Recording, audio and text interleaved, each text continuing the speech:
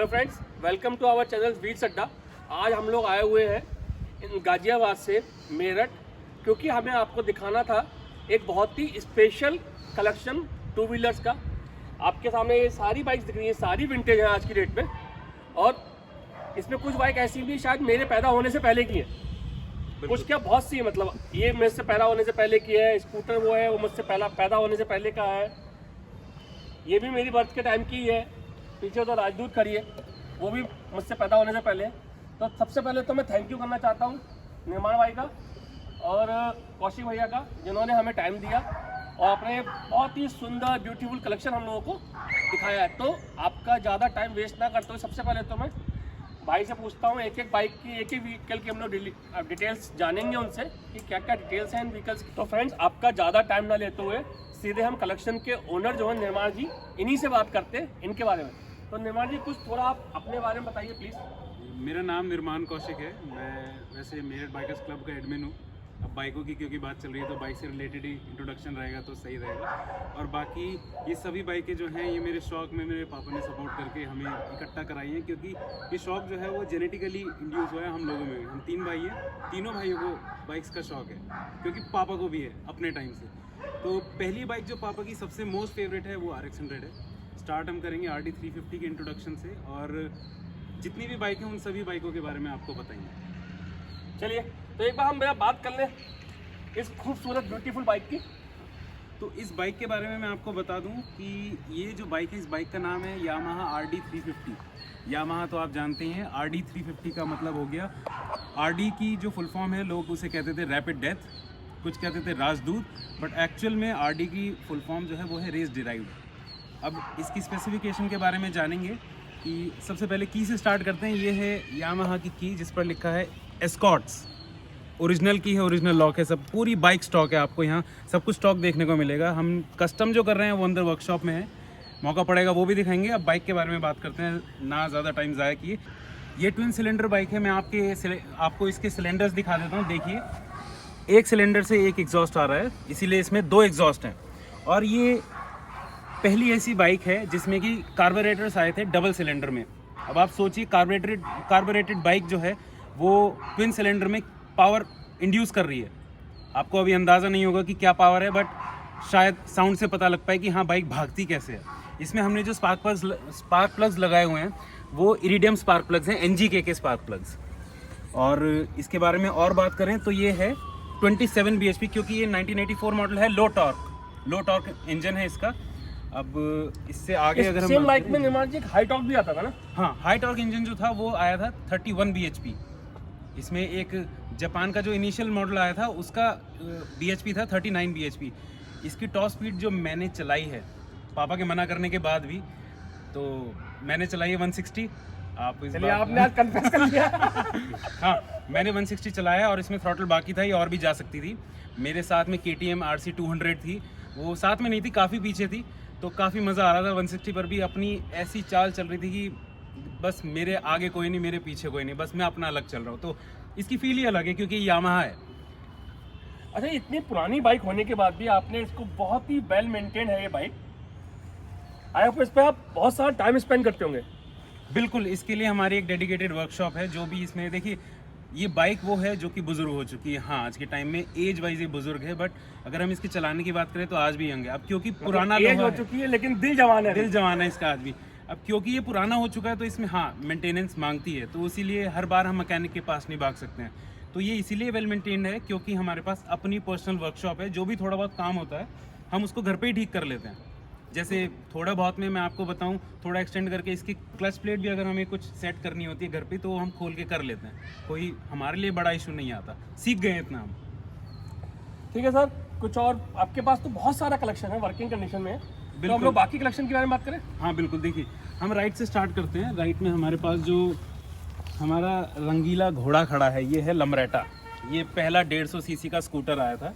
अब इसकी खूबसूरती के बारे में मैं क्या ही बताऊँ, आप देख सकते हैं ये वो इंजन है जो सेंटर आया था। बाकी जो स्कूटर्स हैं वो साइड में आए थे जो तिरछे चलते थे, ये सीधा चलता था। इसकी स्टेपनी भी है और इसके साइड में एक कार्ट भी आता था जिसमें कि आप एक और पर्सन को बिठा सकते थे। बिल्कुल बिठाने के लिए। बिल्कुल बिल्कुल बिल्कुल। अब हम बात करते हैं जावा की, जो कि मॉडल है 1977।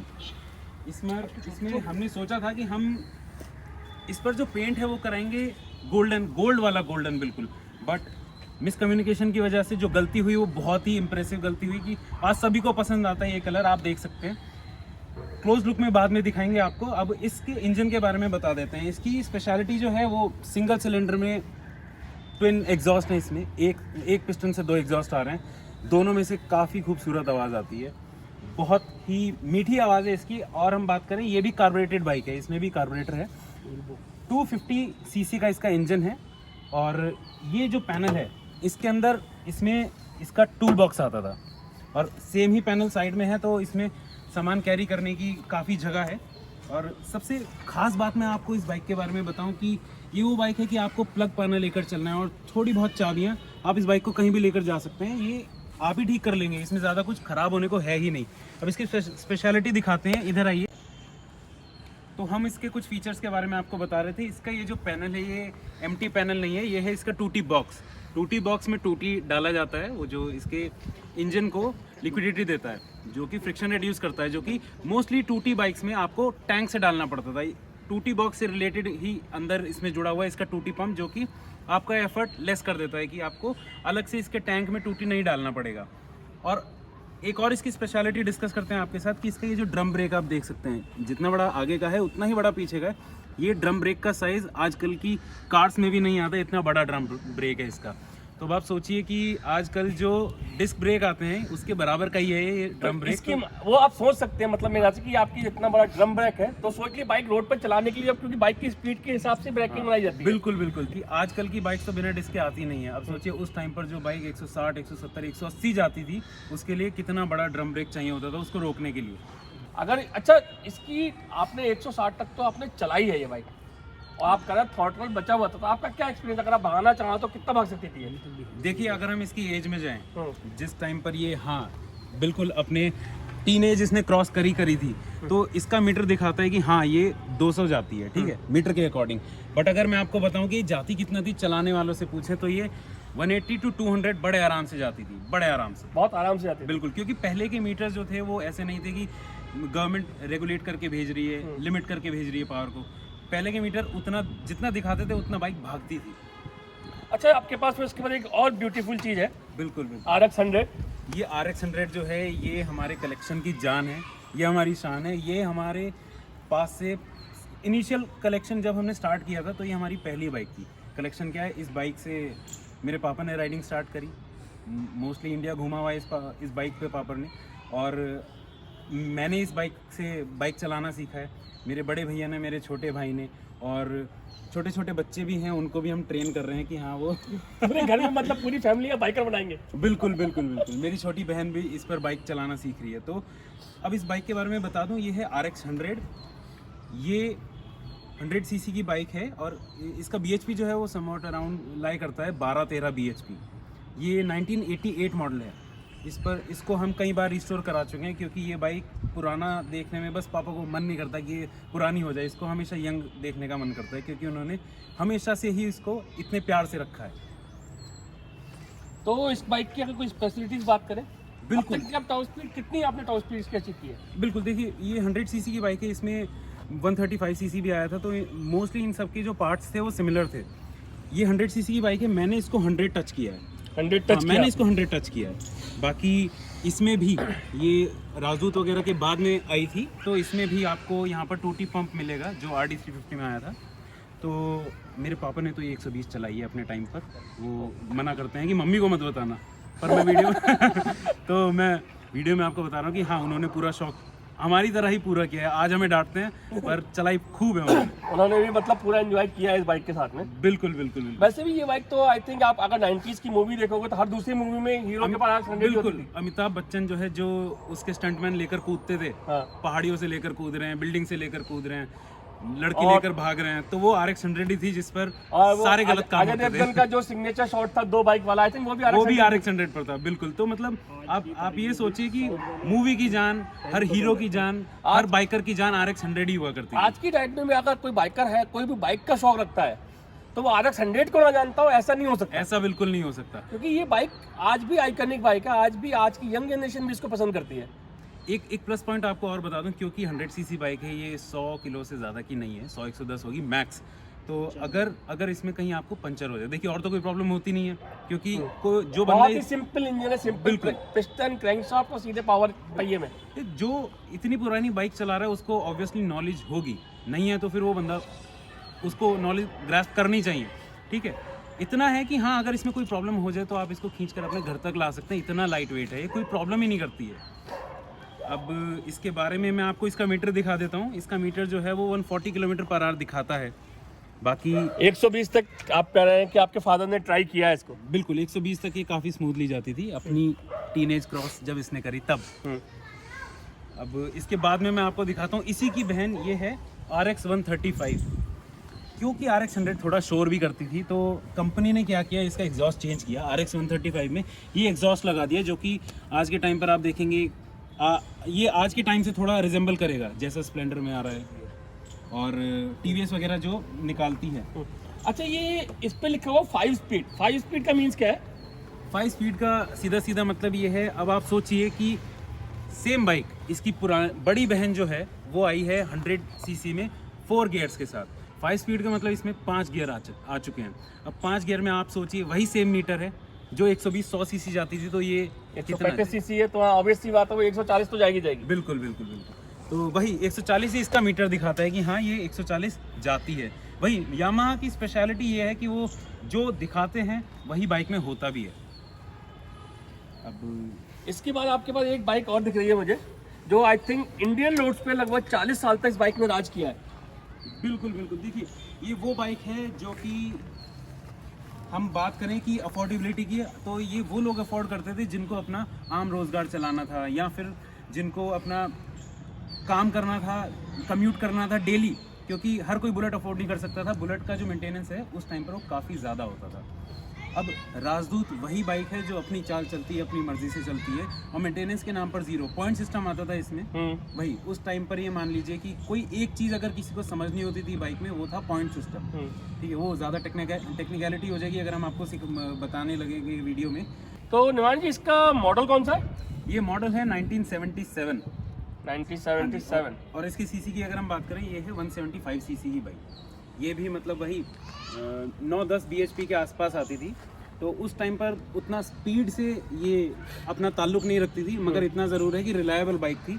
आप इसको उठाकर, जैसे आज के टाइम पर मैं कंपेयर नहीं करूँगा, आई एम सॉरी, पर साथी था ये, जानदार सवारी शानदार सवारी। ये तो ऐड आता था हमारे धर्मेंद्र भाई करते थे। बिल्कुल, जो धर्म जी जो हैं वो इसका ऐड करते थे राजदूत का, वो यही थी टैगलाइन उसकी कि शानदार सवारी जानदार सवारी। तो ये आज भी जानदार है, ये आज भी सड़कों पर आपको बहुत ही रेयरली देखने को मिलेगी, और जो आपको बाइक दिख जाएगी वो ये मानिए कि अगले 50 साल के लिए भी जिंदा है। जमान जी, इसका एग्जॉस्ट बड़ा ही यूनिक सा है।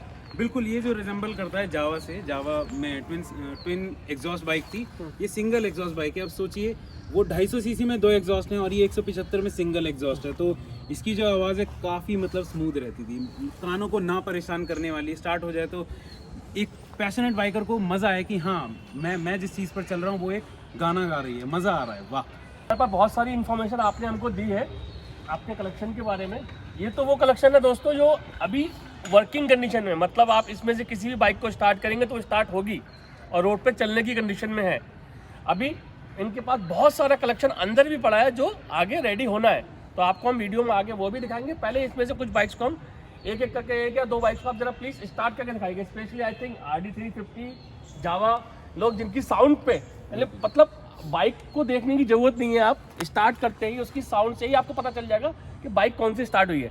बिल्कुल, तो मैं कहूँगा कि स्टार्ट हम RD 350 से नहीं करेंगे, RD को हम सबसे लास्ट के लिए रखते हैं सब। तो मैं आपको इसकी एक और काफ़ी खूबसूरत फीचर के बारे में बताना चाहूँगा, जो कि आज के टाइम पर काफ़ी खूबसूरत है, पहले तो नॉर्मली लगता होगा लोगों को। तो देखिए, ये काफ़ी यूनिक चाबी है इसकी, एक कील की शेप में है। सिंपली आपको इसको ऐसे अंदर डालना है और टर्न करना है। अभी बाइक रेडी टू गो है, किक मारो, ले जाओ। इसकी जो किक है वो काफ़ी यूनिक है। इस बाइक की किक को आपको सबसे पहले पुश करना होता है, मैं पैर से ही करके बताता हूँ जैसे नॉर्मली करते हैं। इसको पुश करना होता है और पीछे बुलाना होता है। अब सबसे ज़्यादा इम्पोर्टेंट क्या होता है इस बाइक में कि आपको प्रेशर क्रिएट करना होता है। इसमें ये मान लीजिए कि पंप की तरह काम करती है इसकी किक पहले। अगर आप ऐसे ही मारने लगेंगे तो आप 100 किक मार लेंगे, सारे एफर्ट वेस्ट जाएंगे। तो सबसे पहले आपको इसमें चाबी ऑन करके प्रेशर क्रिएट करना पड़ेगा। अब जब प्रेशर बन जाए तो आपको फील हो जाएगा कि हाँ प्रेशर क्रिएट हो चुका है। उसके बाद में आपको सिंपल थोड़ा जोर लगा के किक मारना है।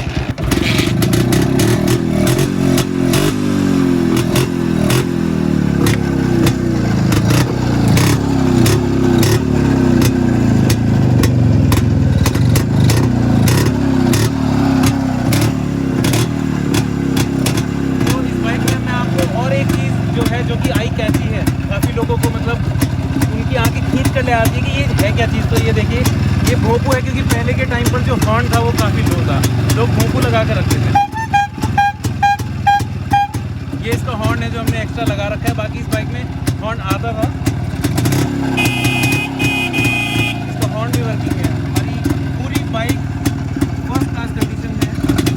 इसको आज भी मैं कॉन्फिडेंटली कहीं भी लेकर जा सकता हूँ, इसमें कोई प्रॉब्लम नहीं है। मैक्सिमम अगर प्रॉब्लम आ सकती है तो मे भी कार्बोरेटर साफ करना पड़ेगा, अगर ये काफ़ी टाइम से खड़ी है। अगर मैं इसको डेली यूज़ कर रहा हूँ तो I can proudly take it anywhere, मैं इसको कहीं भी लेकर जा सकता हूँ। तो अब हम आपको अपनी रानी की आवाज़ सुनाते हैं। रानी में सबसे पहले आपको कुछ नहीं करना है, सिंपल आज के टाइम की बाइकों की तरह ही ये भी स्टार्ट होती है। चाबी ऑन करनी है, न्यूट्रल दिख जाए। तो वैसे तो ये यामाहा की वो उन बाइकों में से जो कि क्लच दबा के किक मार के भी स्टार्ट हो जाती है, जस्ट लाइक RX 100। तो सिंगल किक स्टार्ट बाइक है, सिंगल तो कहते हैं, बाकी मैं तो इसको बोलूँगा कि हाफ किक स्टार्ट है। आधी किक में दिखा देती है कि हाँ मैं हो भी चाहता हूँ।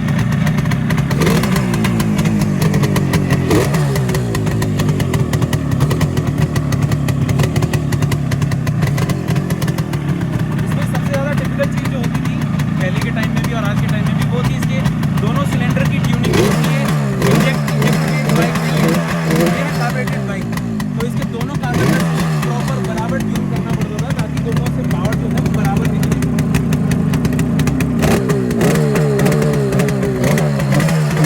अभी आप धुएं से अंदाज़ा लगा सकते हैं कि हाँ ये काफ़ी प्रॉपरली ट्यून्ड है, क्योंकि फादर साहब पीछे खड़े हैं, कुछ भी इसमें प्रॉब्लम होती है वो एकदम ठीक कर देते हैं। तो मैं भी सीख रहा हूँ इसके कार्बोरेटर्स की ट्यूनिंग को, इसके सिलेंडर्स को ट्यून करना। बाकी बाइक में बहुत मज़ा है, बहुत मज़ा। तो जय भाई, मैंने आपको वर्किंग बाइक्स को दिखाया। अब लेकर चलते हैं आपको वर्कशॉप में। वर्कशॉप में दिखाएंगे वो बाइक्स जिन बाइकों को हम तैयार कर रहे हैं, फ्यूचर में रोड पर लेकर आने वाले हैं, और उनमें हम कुछ नया करेंगे। चलिए जय भाई, ये है हमारी वर्कशॉप। इसमें हम जो है अपनी बाइकों के साथ कारस्तानी करते रहते हैं, कुछ ना कुछ खराब हो जाए ठीक कर देते हैं, कुछ बोरिंग चल रहा है तो उसको खराब करके ठीक कर लेते हैं। अपना जो मेन टाइम है, तो मतलब आपका कह सकते हैं आप क्वालिटी टाइम यहाँ स्पेंड करते हैं। बिल्कुल बिल्कुल, कहते हैं कि लोगों को हॉबी को पैशन बनाना चाहिए और इंसान को वो करना चाहिए जो करके उसको खुशी मिले। तो हमें भाइयों को, पापा को हाथ में प्लास पेचकस पकड़ के काफ़ी खुशी मिलती है, और सामने अगर बाइक हो तो मज़ा ही आ जाता है। चलिए एक बार देखते हैं। तो आप बताएंगे जरा ये क्या है, ये कुछ अलग सी दिख रही है।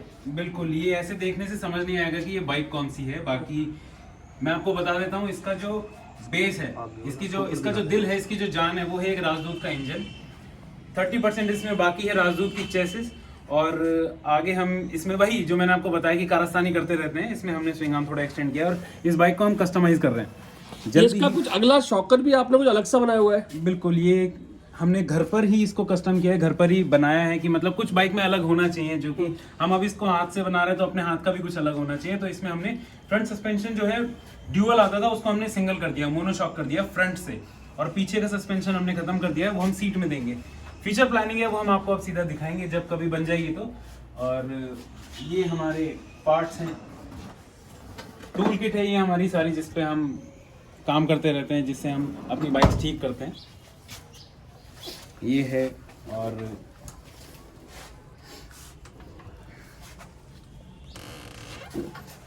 मतलब आपने पूरा एक वर्कशॉप अपने घर के अंदर ही वर्कशॉप बना के आप काम कर रहे हैं।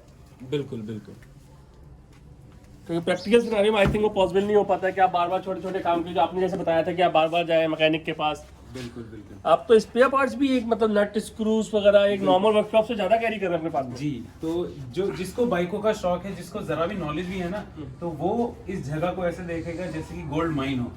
यहाँ पर काफी सारा सोना निकाला जा सकता है, मतलब कि बनाया जा सकता है। नहीं, सोना तो मैंने आपका देखा था एक बार, आपने जो व्यूअर्स को भी दिखा दे। बिल्कुल। तो अंदर चलते हैं, दिखाते हैं। बाकी यहाँ देखिए, यहाँ भी जो भी सामान रखा है, एक